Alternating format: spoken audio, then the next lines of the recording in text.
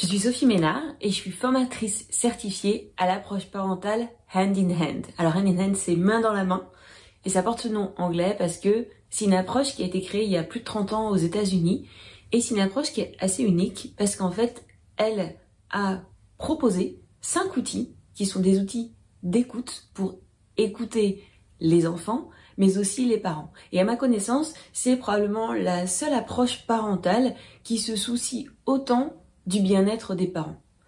Aujourd'hui, je voudrais parler particulièrement de l'outil d'écoute qui est réservé pour les parents et qu'on appelle le partenariat d'écoute.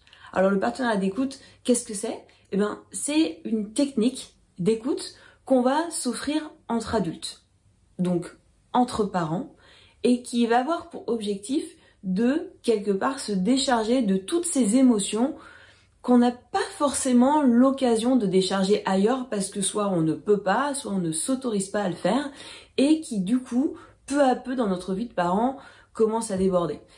Être parent, ça n'a rien d'évident. Comme tu le sais, on ne devient pas parent en étant outillé avec un manuel qui nous donnerait toutes les pistes et toutes les choses à faire dans tel et tel cas pour notre enfant. Et donc c'est compliqué. Et même si on était outillé avec un livre comme ça, et il y a pléthore d'offres sur le marché, le problème c'est que notre histoire personnelle, notre façon d'appréhender la parentalité fait que on peut se trouver démuni face à un enfant qui a un comportement débordant, qui a un comportement très différent de la façon dont nous on était enfants.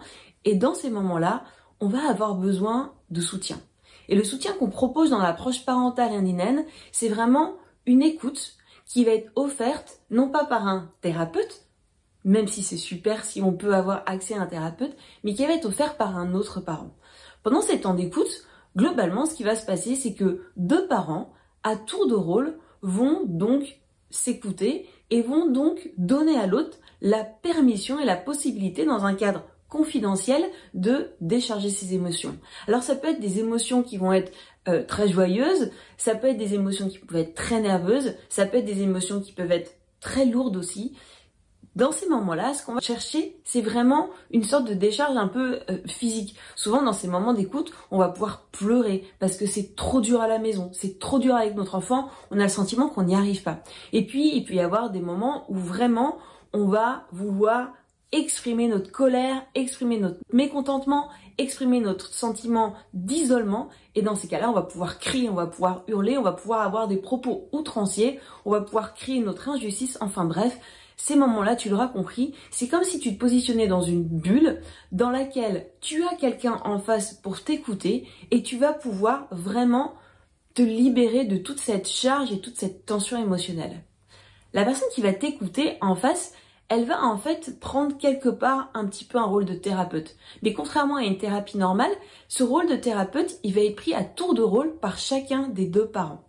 Et ce thérapeute, c'est un thérapeute qui est peut-être un petit peu particulier parce que son rôle principalement, ça va être un rôle d'écoute. Alors c'est pas une écoute comme tu as dans ton quotidien, un rôle d'écoute sociale où le but c'est juste de rentrer en conversation, dialogue, prendre des nouvelles, etc. Ou émettre un jugement ou émettre une recommandation. C'est pas de cette écoute dont il s'agit. On parle d'une écoute qui va être une écoute qui va être sans jugement, une écoute qui n'est pas là pour faire de l'analyse, comme tu pourrais avoir dans certaines formes de psychothérapie, mais qui va vraiment être là pour accueillir, sans jugement, avec bienveillance, toute cette espèce de flot émotionnel qui va venir de l'autre parent. Et puis, une fois que cette écoute aura été offerte, on échange les rôles, et cette fois-ci, c'est à l'autre parent de venir et d'être, ce coup-ci, à l'écoute de l'autre parent.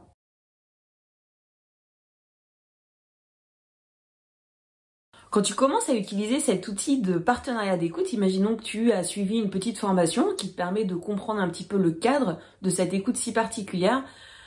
En fait, tu peux te sentir un petit peu gauche. Au début, c'est assez bizarre, ces premiers moments d'écoute où tu as quelqu'un qui, pendant 10-15 minutes, va t'écouter, mais sans rebondir sur tes propos, ne va pas te proposer quelque chose, ne va pas dire « Ah, mais ouais, si tu cherches un bon ostéopathe, ma belle-sœur… » C'est pas le point.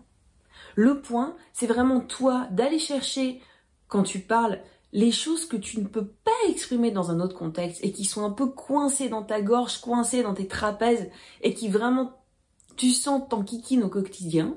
Et derrière, le but, ça va être uniquement sous cette écoute attentive et bienveillante, de pouvoir travailler en profondeur sur tes émotions. Alors au début, c'est compliqué. C'est compliqué des deux côtés. C'est compliqué d'écouter parce qu'on a très envie d'aider, on a très envie de répondre, on a très envie de faire un commentaire.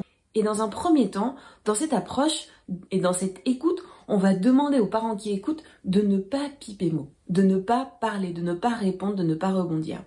Juste d'offrir sa présence, d'offrir sa bienveillance, et c'est vachement plus dur que ce qu'on peut croire, parce que c'est quelque chose que l'on fait très rarement dans notre quotidien. Tu vas prendre un café avec un autre parent, ça va être un dialogue, ça veut dire que à aucun moment tu vas laisser passer des blancs, parce que les blancs peut-être que vous vous sentirez mal à l'aise et qu'il va falloir combler, faire un petit peu ce qu'on appelle small talk. Et donc là, on est exactement dans l'inverse. L'objectif, c'est de laisser de l'espace à l'autre pour qu'il puisse exprimer tout ce qu'il a besoin, quelque part, de décharger émotionnellement parlant. De l'autre côté, la personne qui est en train de parler, ce n'est pas forcément facile pour elle. Au début, il y a beaucoup de parents qui nous disent « Bon, en fait, moi, j'ai l'impression qu'il faut que je dise quelque chose, qu'il faut absolument que je parle. Donc, en fait, je fais de l'analyse, je fais un peu de la psychanalyse de bas étage, ça ressemble à rien, ça m'aide pas, je comprends pas le concept. » Et c'est peu à peu, quand on accepte de moins parler, de plus ressentir, de parler plus doucement, que là, on commence à comprendre de quoi il s'agit. On commence à comprendre que derrière cette matinée qui a été compliquée avec son enfant, si on se pose 2 secondes, on se dit « Mais en fait, j'en peux plus. Je suis fatiguée. » Et c'est à ce moment-là que les émotions, elles peuvent ressortir. Le but n'est pas de suranalyser les situations de notre quotidien avec notre enfant dans cette écoute. C'est plutôt de se recentrer sur soi, se recentrer sur ses sentiments, se recentrer sur ses émotions et essayer quelque part de s'attaquer à toutes ces sensations qui sont un petit peu coincées en nous et qui ont besoin d'être digérées. Et être digérées de façon efficace, c'est dans le cadre de cette écoute, sous le regard bienveillant de l'autre. Pour tous les parents qui sont intéressés par cette technique ou cet outil du partenariat d'écoute, on a créé une roue du partenariat d'écoute. Qu'est-ce que c'est cette roue du partenariat d'écoute? C'est un outil que tu peux télécharger sur nos sites internet et imprimer et qui va te redonner de façon condensée les 8 grandes règles, les 8 grands principes du partenariat d'écoute à bien avoir en tête. Comme je te l'ai dit précédemment, c'est pas une écoute qui est des plus naturelles et que tu utilises nécessairement dans ton quotidien de parent. Et c'est pour ça que c'est important de garder bien en tête le cadre dans lequel se passe ce partenariat d'écoute. Je vais revenir sur chacun des 8 éléments de cette roue du partenariat d'écoute. Premier élément, dans un partenariat d'écoute, un élément essentiel va être le cadre et le fait de se créer une sorte de bulle pour ne pas être dérangé pendant ton partenariat d'écoute. Qu'est-ce que ça veut dire? Ça veut dire que si jamais tu es chez toi, que tu as, on va dire, un autre parent qui peut s'occuper des enfants, ne reste pas forcément dans ta maison si ta maison, il y a les bruits qui résonnent un peu partout, que les cloisons sont un petit peu fines. Moi, je conseille toujours aux parents d'aller s'installer typiquement dans leur voiture, ils remontent les fenêtres et là, ils sont dans un milieu clos où s'ils ont besoin d'exprimer des émotions, s'ils pleurent, s'ils sentent qu'il faut crier ou taper ou autre, ça ne va à aucun moment déranger les autres, faire peur aux enfants ou intranquilliser qui que ce soit dans la maison. Donc ça, c'est vraiment le premier élément, c'est un partenariat d'écoute. Mais fais en sorte d'avoir vraiment cette bulle, ce cocon pour toi, pour te permettre de te sentir vraiment safe et de faire en sorte que les autres personnes à la maison soient safe quand tu es en partenariat d'écoute. Le deuxième élément de cette roue d'écoute, c'est de dire surtout ne perds pas ton temps en bavardage. C'est un élément que je n'ai pas mentionné, mais les temps d'écoute, c'est des temps d'écoute qui sont minutés.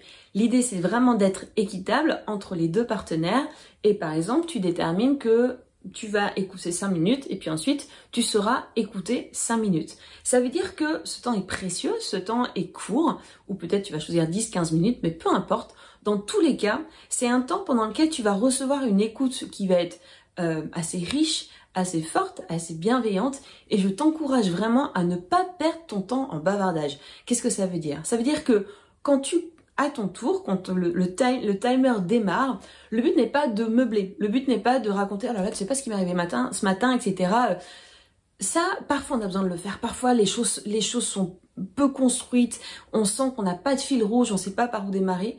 Moi je conseille toujours, je le dis très souvent à mes partenaires d'écoute, de ralentir. En fait, parle moins vite.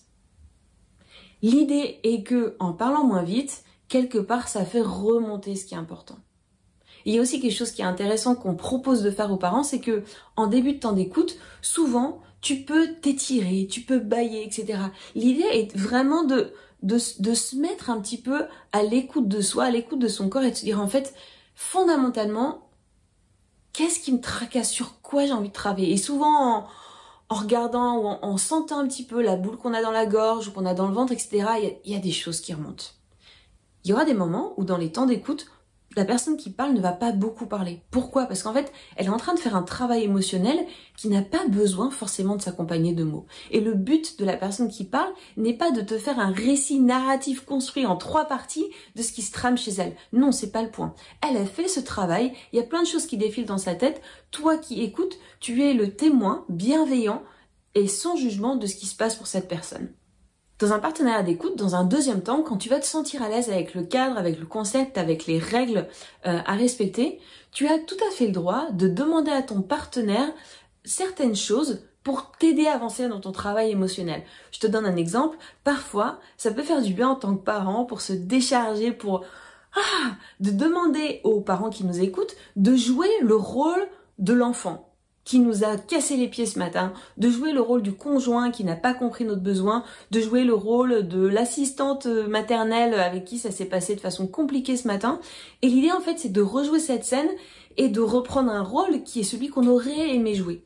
Et derrière, cette espèce de jeu de rôle va permettre de délier certaines émotions et de quelque part de digérer des situations qui ont été difficiles. Donc n'hésite pas à demander, n'hésite pas à oser demander ce dont tu as besoin de la part de ton partenaire d'écoute. Autre élément également, n'hésite pas à te dire, en fait les détails, mon partenaire d'écoute n'a pas besoin de les connaître. D'accord? Va droit au but. Si c'est un peu elliptique quand tu parles, si tu zappes des étapes, si tu racontes pas toute l'histoire, ton partenaire d'écoute n'a pas à te dire, bah attends, je comprends pas là, tu viens de me dire que en fait ils étaient rentrés à 20h, mais comment t'as pu repartir? C'est pas le point. Encore une fois, on n'est pas là pour proposer un récit narratif structuré. On est là vraiment pour aller au cœur du nœud émotionnel. Ça veut dire quoi? Ça veut dire que les détails, quelque part, sont très peu importants. Toi, tu vas pouvoir, quand tu fais ton travail émotionnel, être quelque part déclenché par le rappel d'une odeur, d'un geste physique ou autre.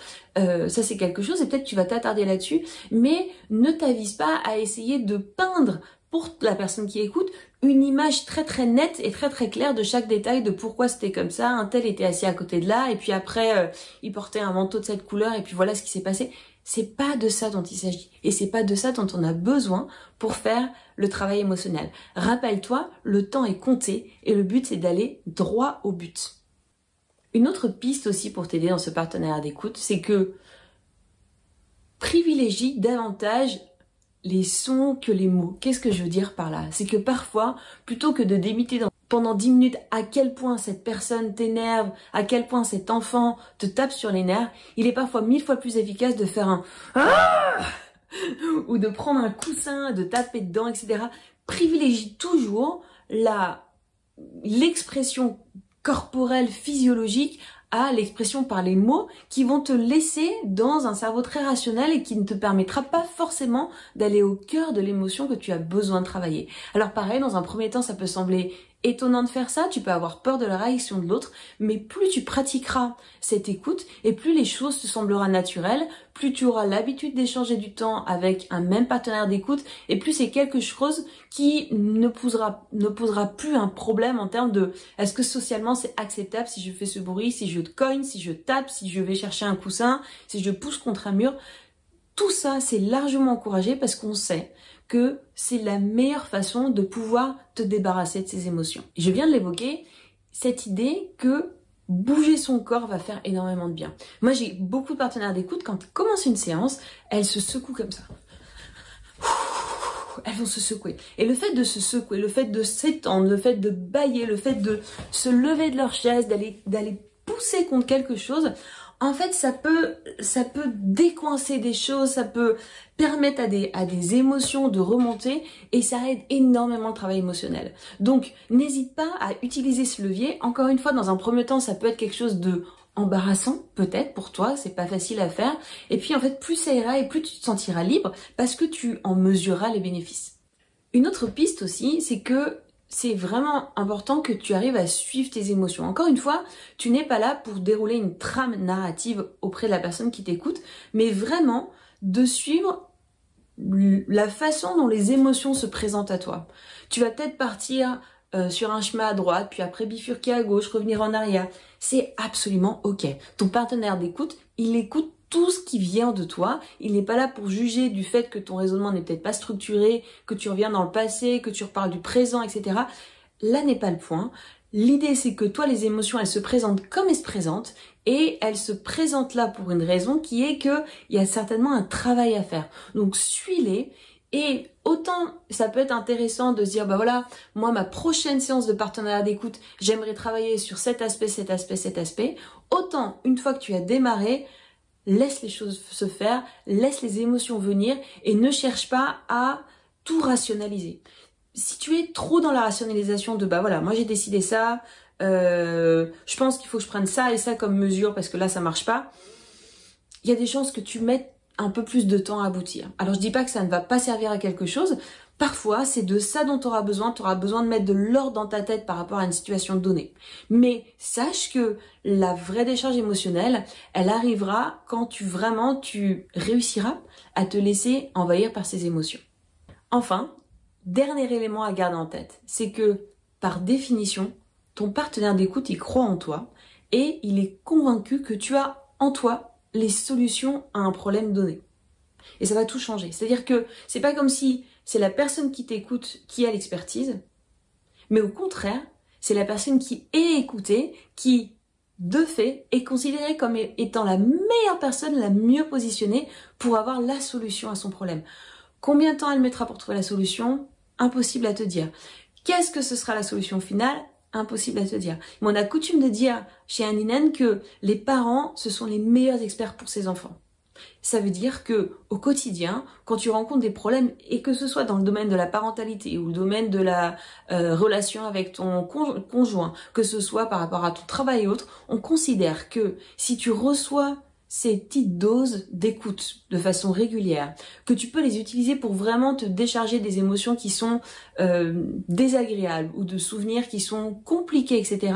Alors, ton cerveau, c'est comme s'il était débarrassé d'une espèce de brouillard et dans ce cas-là, tu es en pleine possession de tes moyens intellectuels, de tes moyens de raisonnement et tu peux prendre la décision qui est potentiellement la meilleure pour une situation donnée. Donc, n'oublie pas, ton partenaire d'écoute, et même s'il n'est pas là pour te conseiller et te dire, bah voilà, moi je pense qu'il y a ça que tu devrais mettre en place, en fait, il part du principe que de toi-même, tu peux arriver exactement à cette conclusion à partir du moment où tu arrives à te débarrasser de tout ce brouillard qui est dans ta tête. J'espère que ces 8 éléments de la roue du partenariat d'écoute pourront t'aider. Je t'engage vraiment à le télécharger et ensuite à l'imprimer et à le garder quelque part à côté de toi quand tu es en temps d'écoute. Ça permettra de s'assurer que le cadre global de ce temps d'échange si particulier est bien respecté. Il y a 4 règles d'or à bien avoir en tête quand tu te lances dans le partenariat d'écoute. Et je voudrais revenir sur chacune d'entre elles parce que les avoir en tête, ça garantit que derrière, ce moment d'écoute, il sera vraiment aidant pour tous les deux, chacun à votre tour, que vous soyez écoutant ou écouté.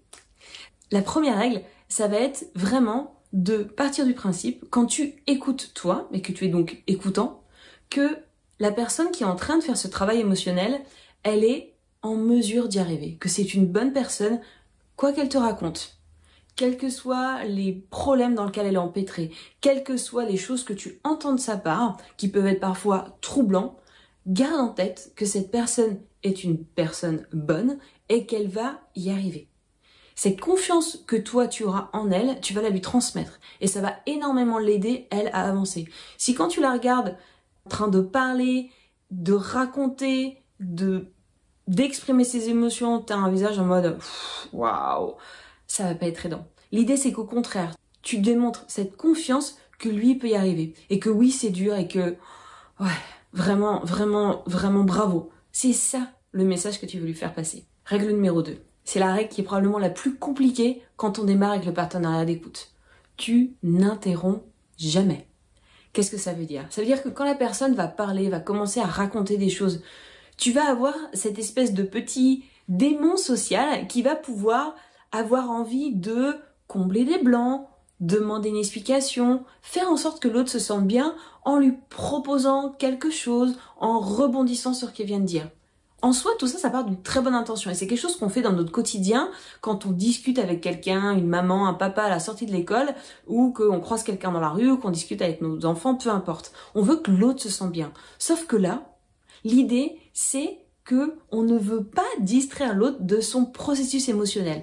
Et en permanence, si tu le distrais en lui disant certaines choses, en lui disant « Ah ouais, c'est marrant, et du coup, comment ça se passe si tu commences à faire ça, en fait, c'est comme si lui, il allait ressortir de la bulle dans laquelle il s'est mis et que du coup, tu allais quelque part ralentir, voire stopper tout le processus de digestion émotionnelle qu'il est en train d'essayer d'accomplir. Donc vraiment, je t'invite à éviter au maximum de l'interrompre. Alors, petite exception à ça, au fur et à mesure que toi, tu vas te sentir à l'aise dans ces moments de partenariat d'écoute, il y a en fait certains éléments, certaines pistes qu'on peut offrir à son partenariat d'écoute. Mais vraiment, c'est pas quelque chose que j'ai envie d'évoquer maintenant parce que c'est quelque chose qui arrive beaucoup plus tard quand tu commences à avoir quelques heures d'écoute au compteur et que là, tu peux vraiment, à travers des pistes qui sont très spécifiques et qu'il faut apprendre à proposer au bon moment et uniquement dans des relations de partenariat d'écoute bien établies. Autrement, vraiment, je t'invite à ne pas l'interrompre. Je connais des partenaires d'écoute où pendant 1 an complet, quand la personne parlait et que l'autre écoutait, c'était vraiment zip, elle ne parlait pas. Pour autant, tout le travail émotionnel pouvait se faire parce que par l'attitude, par le regard, par le geste, par le fait de mettre une main sur l'épaule, par le fait de hocher la tête, etc., il y avait cette confiance, il y avait cette bienveillance qui transparaît, il n'y avait pas besoin de mots pour ça. 3e règle d'or. C'est très compliqué, mais elle est absolument essentielle. C'est la confidentialité. Il peut y avoir des choses qui sont pénibles dans ce qui vont être échangées ou qui vont être dures à dire dans les moments d'écoute. Des choses que toi, tu n'oses pas dire. Et d'ailleurs, tu as passé des années à garder pour toi. Pour que le moment de partenariat d'écoute soit vraiment un moment réussi, un moment qui porte du fruit, il faut absolument que tout ce qui soit dit au sein du partenariat d'écoute reste dans le partenariat d'écoute. Alors ça veut dire 2 choses. Ça veut dire que quand le temps d'écoute se termine et que du coup, voilà, le temps officiel est terminé, il ne s'agit surtout pas de rebondir sur ce qu'un partenaire t'a dit. J'avais une fois proposé un cours, on appelle la formation initiale à l'approche Handin, et j'avais remarqué que une fois que les mamans, on avait 6 mamans dans cette formation, les 6 mamans se retrouvaient, en fait, elles débriefaient sur le partenariat d'écoute. Et je leur ai dit, s'il vous plaît, ne faites pas ça, parce que quand vous débriefez comme ça, qu'est-ce qui se passe? Eh ben en fait, vous allez être dans une discussion sociale sur des éléments qui ont été extrêmement profonds, sauf qu'à ce moment-là, vous n'êtes pas en mesure d'offrir l'écoute qui va vraiment être, entre guillemets, thérapeutique, qui va vraiment être aidante. Donc c'est comme si on rouvrait une espèce de boîte de Pandore sans pour autant être en mesure de recevoir le soutien qui est absolument nécessaire. Donc ça, c'est le premier élément. La deuxième chose, c'est que si la confidentialité n'est pas garantie, ça veut dire qu'en fait, on va jamais s'autoriser à aller vraiment travailler là où il faut. Ça veut dire qu'on va toujours se dire, ouais, mais imagine, elle le répète. Imagine, ça se sait. Imagine, on apprend que j'ai fait telle et telle chose. Il faut surtout pas que ça ce soit une possibilité. Donc vraiment, il y a ce contrat, et je parle vraiment de contrat qui est passé pour dire, à partir du moment où on se situe dans le cadre du partenariat d'écoute, ça ne sortira pas du partenariat d'écoute. Et ça, vraiment, c'est une règle essentielle. Et la 4e règle d'or du partenariat d'écoute, c'est que il peut être très tentant, une fois qu'une personne a fini son temps d'écoute, d'essayer de conclure en disant quelque chose qu'on pense être aidant et qui va souvent ressembler à un petit proverbe, une espèce de petite phrase un peu philosophique en mode tu sais quand toutes les fenêtres se ferment, une porte peut s'ouvrir, ou tu sais, il peut y avoir quelque chose de bien quand même qui se passe dans son histoire, de positif. En fait, il n'y a pas besoin de tout ça. Il n'y a pas besoin de ça. D'accord? À la fin d'un moment d'écoute, il y a quelque chose de très ritualisé chez Handin qui est de dire, on remercie la personne d'avoir et on la félicite d'avoir fait ce travail qui était en général loin d'être très facile. Et en fait, une fois que ça c'est fait et on a partagé en fait notre admiration quelque part pour le travail qui vient d'être fait, parce que c'est un vrai travail émotionnel, et bien en fait, directement, on propose de faire ce qu'on appelle une petite question, de proposer une petite question à la personne qui vient de parler, histoire en fait de complètement sortir de cette bulle. Et c'est une question qui va avoir absolument rien à voir avec la situation donnée ou aucun des éléments qui ont été discutés, et qui va être par exemple, ok, est-ce que tu peux me donner 3 objets qui passent sous une porte? Boum. Est-ce que tu peux me donner le nom de 5 pays qui commencent par la lettre T? Et l'idée de ces questions qui sont un petit peu random, si j'ai envie de dire, c'est justement de déconnecter les gens de leur travail émotionnel et de leur permettre soit de clôturer ce moment d'échange, ou de leur permettre de sortir de leur bulle à eux pour se projeter dans la bulle de la personne qui voit leur tour écouter. Alors de quoi est-ce qu'on discute dans un partenariat d'écoute? Alors là, la bonne nouvelle, c'est qu'en fait, il y a 0 limite. Je vais partir du principe que dans ce cas, le partenariat d'écoute, c'est quelqu'un qui est vraiment hors de ton cercle familial, hors de ton cercle d'amis, et que il n'y a pas de limite aux sujets qui peuvent être abordés. On verra que si c'est pas le cas, si c'est quelqu'un que tu connais de façon intime ou que tu es proche, alors il y a des petits aménagements à faire. Mais là, imaginons que c'est un partenaire d'écoute que tu as rencontré à travers une formation ou autre. De quoi parle-t-on? Alors, ça c'est une question qui est vraiment une question que tu te poses quand tu commences ce travail émotionnel. Au bout d'un moment, tu te la poses plus parce qu'en fait, ça arrive tout seul. T'as limite pas assez de temps pour évacuer tout ce dont tu as envie de parler. Donc le problème, c'est plutôt quand est-ce que je vais trouver le temps de parler de tous ces sujets de partenariat d'écoute. Mais d'une façon générale, la façon dont moi je détermine ce dont j'ai envie de parler, c'est que quelques minutes, quelques heures avant le partenariat d'écoute, je ferme les yeux et je me dis, en fait, c'est quoi les choses qui vraiment me bouffent le plus en ce moment? Qu'est-ce qui fait que je suis pas bien? Qu'est-ce qui fait que je suis de mauvaise humeur? C'est quoi le dernier moment qui a été tendu avec mon enfant? Et en fait, ça suffit. T'as pas besoin de déterminer un sujet précis. Encore une fois, alors peut-être que t'es thérapeute, dans ce cas-là, tant mieux, et que t'as du coup cette espèce d'acuité pour pouvoir déterminer les choses sur lesquelles travailler.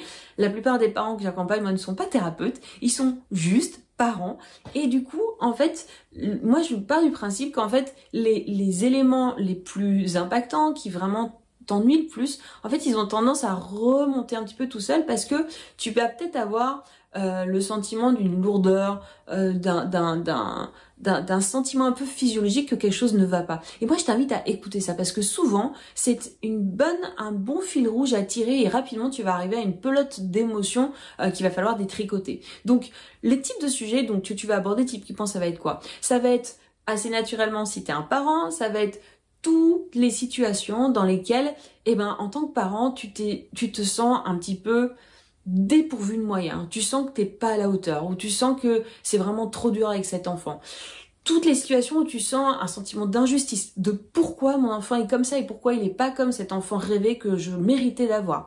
Tous les sentiments aussi où tu vas te sentir dans une situation d'isolement, où vraiment tu te sens seule, incomprise des autres. Ça, ce sont des sujets qui sont extraordinaires à travailler. Évidemment, tous les sujets relationnels où tu te rends compte que les choses sont compliquées avec ton conjoint, les choses sont compliquées avec tes propres parents, les choses sont compliquées si jamais tu travailles dans le domaine de la petite enfance avec d'autres enfants, d'autres de tes collègues. En fait, tu l'auras compris, toute situation où tu sens une sorte de blocage, où tu sens que en fait tu tournes en boucle, où tu n'arrives pas à trouver une solution, tu peux être sûr que c'est des sujets qui sont des bons candidats pour tes partenariats d'écoute. Et si je te donne un peu la trame de ce qui se passe dans un moment d'écoute, qu'est-ce que ce serait?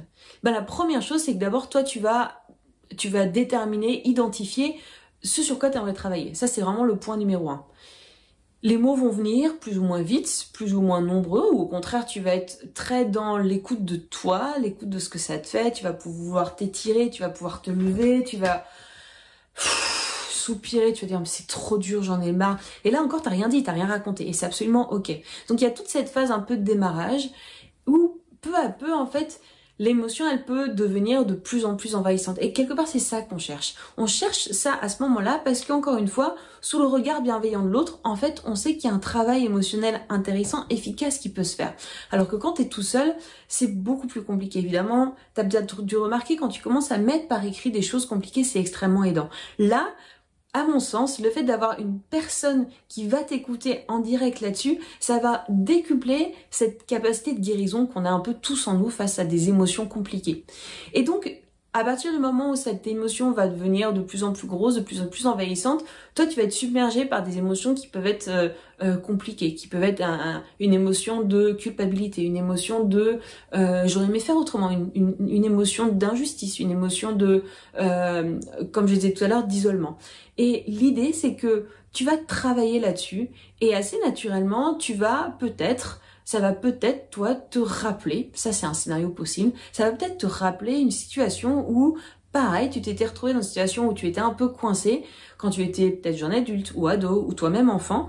Et l'idée, ça va être potentiellement de revenir sur cette situation, si tu le désires, pour venir voir ce qui s'est passé à ce moment-là. Encore une fois, c'est pas la personne qui t'écoute qui va t'amener forcément sur ce territoire-là, c'est toi qui le décides, c'est toi qui es en train d'explorer.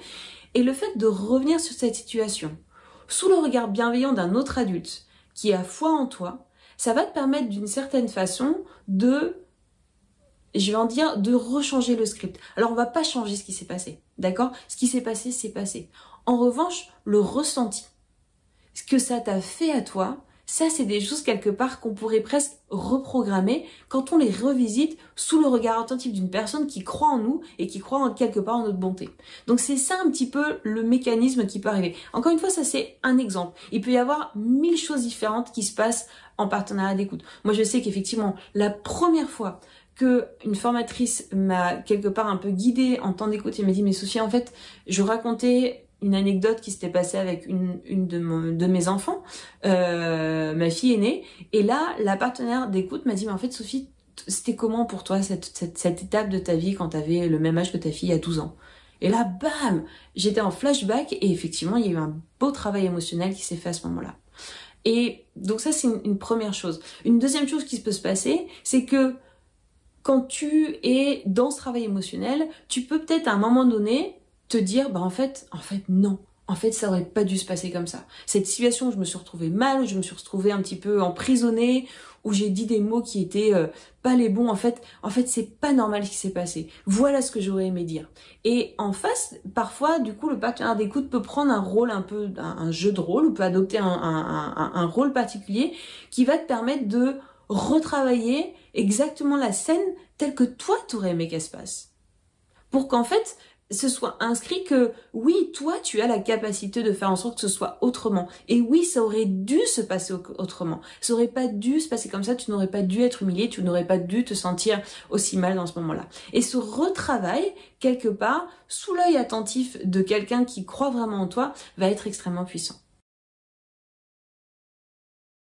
La question que tu te poses peut-être, c'est comment on peut trouver un partenaire d'écoute. Comme je te l'ai dit, moi je vais toujours privilégier le fait de se former à cet outil, à cette technique, parce que il y a un cadre qui est extrêmement important à respecter. Comme tu l'as vu, tu vas pouvoir, dans ce partenariat d'écoute, peut-être évoquer des sujets qui peuvent être compliqués, qui peuvent être pénibles, qui peuvent être douloureux, et il faut absolument que la personne en face qui t'écoute, qui n'est pas forcément un thérapeute, ça peut être le parent qui attend son enfant comme toi à 16h30 tous les jours à la grille de l'école, et qui n'est pas forcément thérapeute, il faut qu'il soit en mesure de bien connaître le cadre de ce partenariat d'écoute. Donc vraiment, moi je conseillerais toujours, si jamais cet outil t'intéresse, t'interpelle, te rend un peu curieux, toujours, forme-toi à cet outil. On offre des formations dans le cadre de Hand in Hand.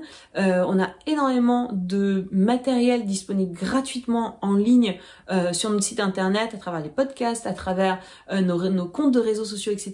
Donc vraiment, je t'invite en premier lieu à te former. Et une fois que tu te seras formé, les formations qu'on propose, c'est toujours le même format, soit c'est en présentiel, soit en ligne, mais c'est toujours un groupe de 5-6 parents. Et nous, formateurs, quand on constitue ces groupes, on s'arrange pour que ce soit des groupes qui nous paraissent propices à créer des partenariats d'écoute entre parents, parce que on va dire c'est des parents qui sont dans une région, dans une même région, c'est des parents qui ont des enfants qui ont des âges assez proches. Et donc on fait en sorte que derrière tu puisses pendant la formation, évidemment, expérimenter ce que c'est qu'un partenariat d'écoute. Donc, à chaque séance de formation, il y a évidemment des temps d'écoute, que ce soit à deux ou même en groupe, puisqu'on peut faire des temps d'écoute en groupe de soutien dans lequel il y a un écoutant principal et une personne qui va parler.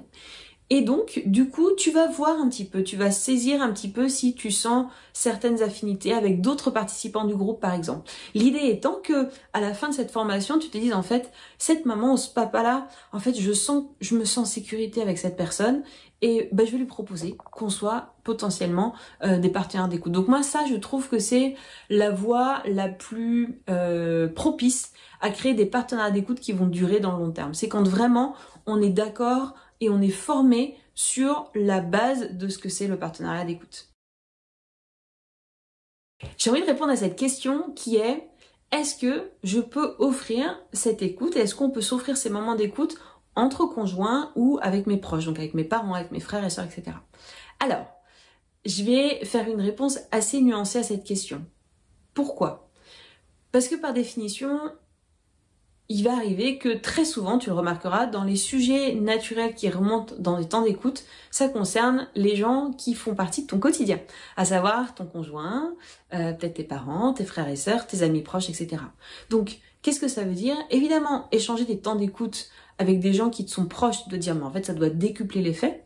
C'est effectivement génial parce que le sentiment de sécurité avec ces gens-là, il est déjà installé. Tu peux souvent leur faire confiance en termes de confidentialité dans les choses que tu pourras leur confier. Mais, et c'est là qu'il faut faire extrêmement attention, ce qui se passe aussi, c'est que ne vas pas pouvoir évoquer avec eux des sujets qui les concernent. Ça veut dire qu'avec ton conjoint, en temps d'écoute, tu ne pourras pas évoquer des sujets sur vos enfants, par exemple. Ça va pas marcher. Pourquoi? Parce que la personne qui t'écoute, donc ton conjoint, il va quelque part, lui, être un petit peu jugé parti, si j'ose dire. Ça veut dire que lui, il sera très difficile pour lui de rester dans une écoute bienveillante, neutre, sans jugement, en écoutant des analyses, des critiques, des commentaires que tu fais sur tes enfants qui sont ses enfants aussi. Donc là, il faut vraiment faire attention. Pareil, parler en temps d'écoute de ces relations conjugales, de ces problèmes conjugaux, c'est pas quelque chose qui est indiqué. Pourquoi? Parce qu'en fait, la personne en face de vous, encore une fois, il est très très compliqué d'offrir une écoute quand on est quelque part un petit peu déclenché par les propos qu'on est en train d'entendre. Donc là-dessus, vraiment être très très vigilant. Qu'est-ce que ça veut dire? Ça veut dire qu'on ne peut partager aucun sujet avec quelqu'un qui nous est proche? Non, pas du tout. C'est juste qu'il faut choisir ses sujets. Et ça arrive assez souvent, tu verras, si jamais tu développes un réseau de soutien, et vraiment je te conseille de le faire et je te souhaite d'y arriver, tu développes un réseau de soutien avec plusieurs parents ou plusieurs de tes proches, tu vas voir qu'en fait, tu peux décider d'évoquer certains sujets avec certains partenaires. Qu'est-ce que ça veut dire? Ça veut dire que par exemple, tu peux dire à ton conjoint, ok, je voudrais qu'on échange 10 minutes de temps d'écoute une fois par semaine, et par contre, la règle qu'on suit, c'est qu'on ne parle que de nos boulots, par exemple. Ça peut être une solution où tu peux vider ton sac, et donc c'est intéressant à faire en couple parce que du coup, ce sera extrêmement égalitaire. Et par contre, le boulot, je pars du principe évidemment que vous bossez pas ensemble avec votre conjoint, mais ça veut dire que c'est des éléments qui ne concernent pas l'autre. C'est vraiment une autre partie de votre vie, et dans ce cas-là, vous pouvez y aller et vous allez pouvoir compter sur l'écoute de l'autre, et évidemment, vous allez pouvoir écouter sans vous sentir pris en étau entre ce que vous dit votre conjoint et le fait que vous connaissez potentiellement les personnes, etc. Donc ça, c'est vraiment une règle que je t'invite à emprunter quand tu te dis en fait cet outil il est vraiment génial, j'aimerais bien le mettre en place avec mon entourage, mais c'est quoi les précautions à prendre? La précaution est très simple.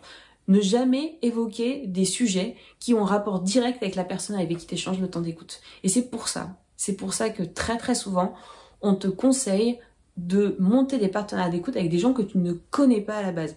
Il y a très amusant, Patty Wipfler, c'est la fondatrice de l'approche parentale Hand-in-Hand. Le premier partenaire d'écoute qu'elle a eu et qu'elle a gardé pendant des années, c'était un papa qui avait absolument pas la même vie qu'elle. Elle était institutrice, mariée en Californie avec 2 petits garçons, et lui c'était un papa ingénieur qui était, je crois, veuf et qui avait une petite fille trisomique, et en fait leur vie n'avait rien à voir.